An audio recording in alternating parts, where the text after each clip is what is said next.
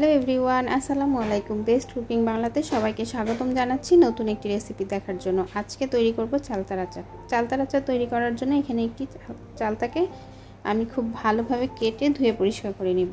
তো চালতাটা সিদ্ধ করার জন্য আমি একটি চুলায় পাত্র বসিয়ে এর মধ্যে পরিমাণ মতো পানি দিয়ে চালতার টুকরাগুলো দিয়ে সিদ্ধ করে নিব।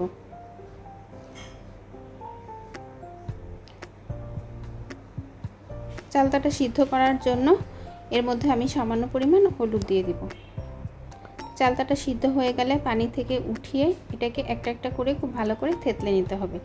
চালতাটা থেতলে নিলে এর মধ্যে মশলা ঢুকবে এবং খেতে ভালো লাগবে। তো চালতার আচার বানানোর জন্য চুলায় একটি প্যান বসিয়ে এর মধ্যে সরিষার তেল দিয়ে দিব 1 কাপ পরিমাণ। তেলটা একটু গরম হয়ে আসলে এর মধ্যে আদা বাটা এবং রসুন বাটা দিয়ে দিব 1/2 চা চামচ পরিমাণ। মশলাগুলো একটু ভালোভাবে ভেজে নিতে হবে। এরপর এর মধ্যে দিয়ে দিব 1/2 চা চামচ পরিমাণ সরিষা বাটা। সব মশলাগুলো তেলের মধ্যে দিয়ে খুব ভালোভাবে ভেজে নিতে হবে। মশলাটা যত ভালোভাবে ভাজা হবে আচারের টেস্টটাও তত ভালো আসবে। এজন্য একটু সময় নিয়ে মশলাগুলোকে ভেজে নিতে হবে। খুব ভালোভাবে মশলাটা ভেজে নিতে হবে এবং বারবার নেড়ে দিতে হবে যাতে লেগে না যায়। মশলাটা যদি পুড়ে যায় তাহলে আচারের স্বাদটা নষ্ট হয়ে যাবে।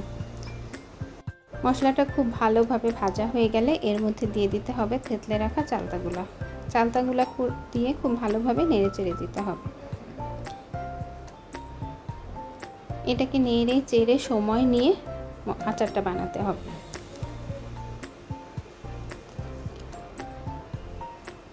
আচারটা খুব ধৈর্য সহকারে নেড়ে চেড়ে দিতে হবে। এরপরে দিয়ে দিতে হবে 5 ফোড়ন গুঁড়া 1 টেবিল চামচ পরিমাণ।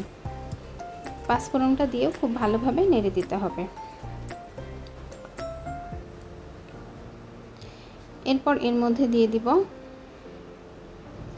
মরিচের গুঁড়া 1/2 চামচ পরিমাণ মতো লবণ দিয়ে দিব। লবণটা আপনারা আপনাদের স্বাদ অনুযায়ী দিয়ে দিবেন। এরপর চিনি দিয়ে দিব 1 কাপ পরিমাণ। সব কিছু দিয়ে খুব ভালোভাবে নেড়ে চেড়ে আচারটা বানিয়ে নিতে হবে।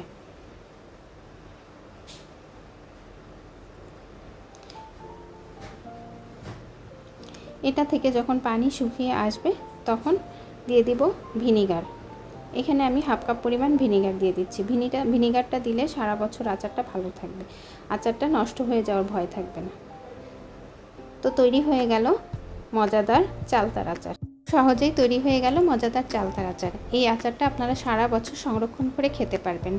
ভিডিওটি ভালো লাগলে লাইক, কমেন্ট, শেয়ার করবেন এবং চ্যানেলটি সাবস্ক্রাইব করে পাশেই থাকবেন। সবাই অনেক বেশি ভালো থাকবেন, আমার জন্য দোয়া করবেন। আল্লাহ হাফেজ।